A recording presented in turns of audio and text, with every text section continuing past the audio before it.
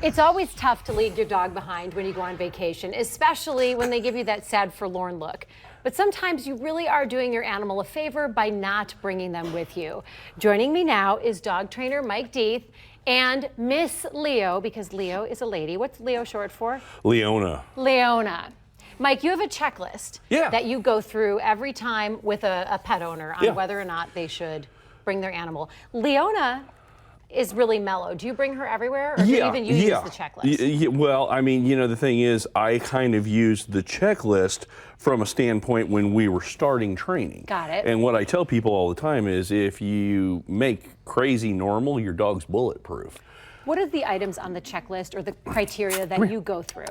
Well, like number one, if you're going to take your dog to a hotel, they charge $150 in some cases as just a fee to bring a dog. That's not even your non-refundable deposit. That's just in case they have an happens. accident. So the things I'm always talking about is, how does your dog? Does your dog have accidents in your house? And if the answer is yes, I would not recommend taking your dog to a hotel.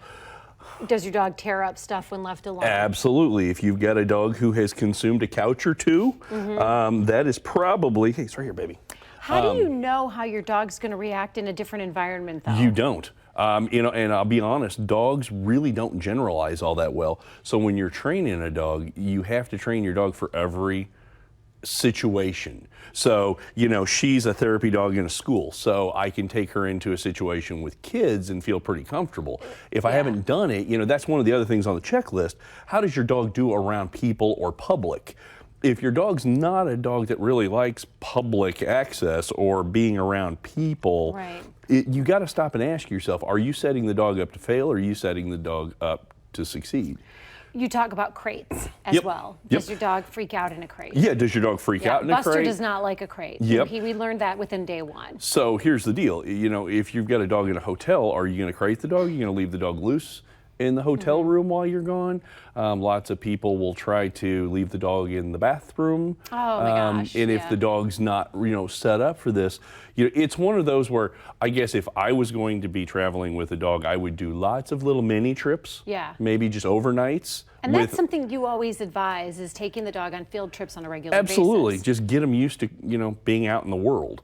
Plus, if you take them on trips, in a lot of cases, they're going to be stuck in the hotel room when you're out doing whatever. Right. So me being, the dog trainer guy, if I took my dog on vacation, my dog would probably be going with me to places on vacation. Let's get Leona to look at the camera. Come here, come on, turn around. Because Leo's got such a cute face, but she's very food motivated. So if I hold the food up. Yeah, there you go. Will she do it? Look who's got the food. While I'm feeding Leo. Hi, sweetie. She's such a.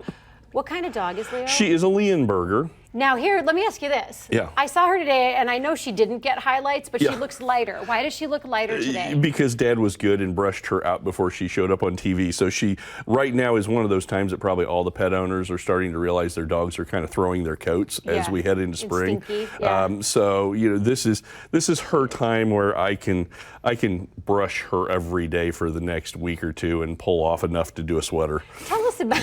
Tell us about the leash real quick, because once you're on vacation, you do need to take them out. Yep. That depends on where you are.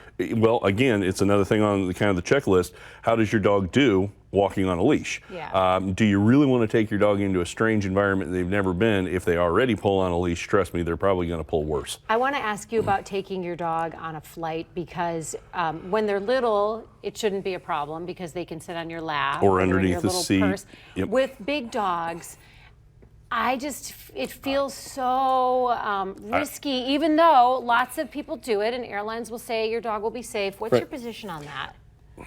These are like my kids. Yeah. So I'm not putting my dog in a cargo hold. I wouldn't do it. I would drive. I would come up with a different way of doing it. Especially in the day and age of sitting on a tarmac. Yes, because you never know. For hours. You know how long, and all you got to do is Google, and I don't think anybody does it intentionally, and I think every single situation you're going to find was probably an accident, but there's lots of cases with large dogs that have been put in a cargo hold, and then when they shut the airplane off, when you're sitting up there, it gets hot up there. Imagine Right. what happens in the cargo hold. So especially a big dog that weighs 100+ pounds and has as much hair as she does, they can overheat really fast. So I'm not a big fan of big dogs on airplanes. Mike Deathe and Miss Leo, thank you both for being here. Hey, thank you. Such a good dog, set up for success by you because you're a Absolutely. good owner.